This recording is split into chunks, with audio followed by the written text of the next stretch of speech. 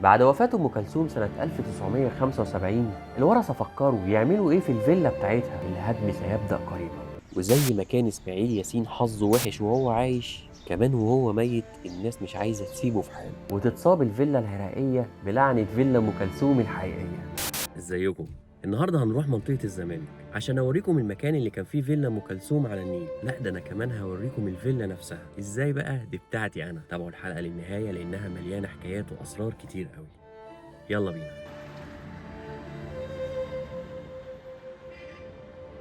في المكان ده على كورنيش النيل في الزمالك عاشت الست ام كلثوم من سنة 1934 لحد وفاتها في 1975. فيلا ام كلثوم كانت مصدر بهجة وسعادة لكل اللي بيعدي عليها من الشارع. الدنيا كانت بتتقلب لما حد من كبار الشعراء او الملحنين او المطربين يزوروا ام كلثوم. فيلا ام كلثوم كانت عبارة عن دورين وبدروم. الدور الاولاني كانت مخصصة لاهلها اللي بيجوا دايما من البلد، والدور التاني كان سكن ومكتب خاص بيها، وكان فيها جنينة على النيل كان فيها شجر ليمون ومانجا وجوافة. بس للأسف مفيش حاجة بتفضل على حالها. بعد وفاة أم كلثوم سنة 1975 الورثة فكروا يعملوا إيه في الفيلا بتاعتها، فكان قدامهم حل من اتنين. الحل الأولاني إنهم يسيبوها للدولة تعملها متحف وياخدوا فلوس قليلة، والمبلغ كان تقريبا في حدود 150 ألف جنيه. أما الاختيار التاني إنهم بقى يسيبوهم من فكرة المتحف والكلام ده ويبيعوها بقى المستثمر يقدر يدفع أكتر. أما الاختيار التاني اللي كان قدامهم، الشرط الأولاني إن أي مبنى يتعمل مكان فيلا أم كلثوم يحمل اسمها. الشرط التاني إن يتعمل تمثال لأم كلثوم في أول الشارع. الشرط التالت إن في العمارة اللي هتتبني يتخصص غرفة أو قاعة يتعرض فيها مقتنيات أم كلثوم. طب والله فيهم الخير. فيلا أم كلثوم فضلت على حالها 6 سنين بعد وفاتها، وفي يوم من الأيام في الثمانينات اتفاجئ الناس إن في يافطة متعلقة على فيلا أم كلثوم مكتوب عليها الهدم سيبدأ قريبا.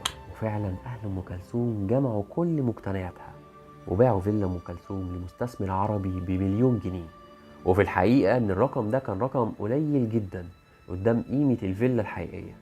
والمستثمر ده باع الفيلا لرجل أعمال مصري اللي قرر إن هو يهدها ويعمل عمارة عشان تحصل حالة كبيرة جدا من الغضب، وبدأت أصوات تعلى وتقول لازم نحافظ على فيلا أم كلثوم. هنا بقى افتكرت المشهد الأخير من مسلسل الراية البيضاء وبلدوزر فضل معداوي. الموسيقيين والأهالي استعانوا بوزير الثقافة وقتها عشان يلحق فيلا أم كلثوم من الدمار والهدم، بس ساعتها رد عليهم رد جميل جدا وقال لهم ما تقلقوش يا جماعة، أم كلثوم باقية حتى لو ما اتعملهاش أي دار أو متحف. وفعلا تم هدم فيلا ام كلثوم واتبنت العماره والفندق الضخم ده، وزي ما الورثه كانوا عايزين بالظبط الفندق بقى اسمه فندق ام كلثوم واتعمل التمثال ده. بس من حسن الحظ ان كان في معجب عراقي قابل الست ام كلثوم في فتره الاربعينات واستأذنها انه يبني فيلا زيها بالظبط. ام كلثوم رحبت بالفكره جدا وفعلا ادت له الرسومات الهندسيه الخاصه بالفيلا. المعجب العراقي رجع بلده وفعلا بنى الفيلا في منطقة بارك السعدون وعاش فيها هو ومراته وولاده لحد وفاته سنة 1961. بس تيجي بقى سنة 2003 وتتصاب الفيلا العراقية بلعنة فيلا أم كلثوم الحقيقية ويحصل لها عملية تخريب وهدم، ولحد دلوقتي محدش يعرف مصير الفيلا دي إذا كانت لسه موجودة ولا لأ. لو قررت إنك تيجي هنا في شارع أبو الفدا بالزمالك للأسف مش هتلاقي أي حاجة باقية من أم كلثوم غير يافطة متعلقة على الشارع واسم الفندق وتمثال للست أم كلثوم. من كام يوم أنا زرت شقة عبد الحليم حافظ في الزمالك، والحقيقة اتفاجئت مفاجأة كبيرة جدا. يا جماعة كل حاجة في الشقة متحافظ عليها على عكس اللي بيحصل مع كل الفنانين الكبار واللي على راسهم أم كلثوم وإسماعيل ياسين. عشان كده أنا بشكر أهل عبد الحليم حافظ جدا، هما الحقيقة عاملين معجزة. استنوا قريب الفيديو بتاع زيارة شقة عبد الحليم اللي هيبقى فيها مفاجآت كبيرة جدا جدا. وانا بتمشى في منطقة الزمالك قلت ازور العمارة اللي كان ساكن فيها اسماعيل ياسين في ايامه الاخيرة، بس بعد ما وصلت العمارة لقيت ان حصل فيها حاجة ضايقتني جدا. وزي ما كان اسماعيل ياسين حظه وحش وهو عايش، كمان وهو ميت الناس مش عايزة تسيبه في حاله. يلا بينا نشوف ايه اللي حصل. بس في البداية يا ريت يا جماعة نوصل الفيديو لأكبر عدد من اللايكات، وكمان في آخر الفيديو في كام نقطة حابب إن أنا أوضحها لكم. يلا بينا. وصلنا أخيرا عمارة إسماعيل ياسين.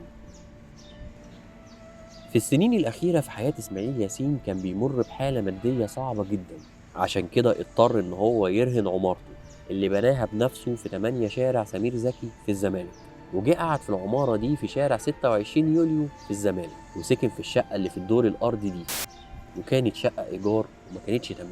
والحقيقة بقى إن الشقة دي كانت شاهدة على اللحظات الأخيرة الصعبة الحزينة في حياة إسماعيل ياسين. مش بس كده، ده كمان كانت نهايته ووفاته فيها. طب إيه اللي حصل هنا؟ من فترة كان في يافطة هنا تابعة لوزارة الثقافة مكتوب عليها هنا عاش الفنان إسماعيل ياسين، وتقريبا دي كانت الحاجة الوحيدة الباقية اللي بتشير لإسماعيل ياسين. ولأن إسماعيل ياسين دايما ملهوش حظ، جيت لقيت اليافطة دي متشالة ومش موجودة. حتى دي كمان يا أخي مستخسرينها فيه. طب اليافطة دي راحت فين؟ هقول لكم حاجة من اتنين، يا إما إنها اتسرقت والموضوع ده منتشر كتير الفترة الأخيرة ومش عارف ليه، زي ما حصل مع الكاتب الكبير حمدي قنديل. الحاجة التانية بقى إن أهل العمارة دي كانوا دايما متضايقين إن الناس بتيجي تسأل على إسماعيل ياسين هنا، وبيقولوا فين شقة إسماعيل ياسين؟ وهل ليه أي مقتنيات هنا في العمارة تخصه؟ ده خلى اللي موجودين في الشقة حاليا اللي كان قاعد فيها إسماعيل ياسين يعلقوا ورقة ويكتبوا فيها إن المكان ده مفهوش أي مزار يخص إسماعيل ياسين. عموما بقى انا بوجه رساله لاهل اسماعيل ياسين وبقول لهم اليافطه الخاصه بيه اتسرقت، وانهم لازم يتواصلوا مع وزاره الثقافه عشان يطلعوا واحده جديده وتتعلق في مكان امين، لان الموضوع ده مهم جدا لانه بيوثق المكان اللي كان عايش فيه اسماعيل ياسين. وهنا بقى عايز اقول حاجه مهمه جدا، اللي نفسي اهالي الفنانين الكبار يتعلموا من اهل عبد الحليم حافظ، اللي محافظين بشكل كبير جدا على الشقة بتاعته زي ما هي من وقت وفاته لحد دلوقتي، لدرجة انك انت لما تزور شقته هتلاقيها على وضعها من وقت وفاة عبد الحليم. يعني مثلا هتلاقي الترمومتر اللي كان بيقيس بيه الحرارة موجود جنب السرير زي ما هو، هتلاقي كمان الشبشب الخاص بيه موجود في المكان اللي كان بيحطه فيه عبد الحليم بنفسه. خلصت الحكاية على كده، بس عايز اقول لكم على حاجة مهمة جدا. عايز اعتذر لكم ان انا مش بنزل فيديوهات الفترة اللي فاتت، عشان كده بطلب منكم طلب انكم تدعموا الفيديو ده بكل شيء ممكن، سواء لايك او كومنت، ويا سلام بقى لو شير، عشان ننزل الحلقة الخاصة بمدفن اسماعيل ياسين وحقيقة دفنه في مدافن الصدقة. والحقيقة بقى ان الحلقة دي هيبقى فيها مفاجآت كتيرة جدا تزعل، وكمان في حلقات تانية كتير اللي انا بنزل لكم الصور بتاعتها. اخيرا اتمنى انكم تدعوا لاسماعيل ياسين بالرحمة والمغفرة. شكرا والسلام عليكم ورحمة الله وبركاته.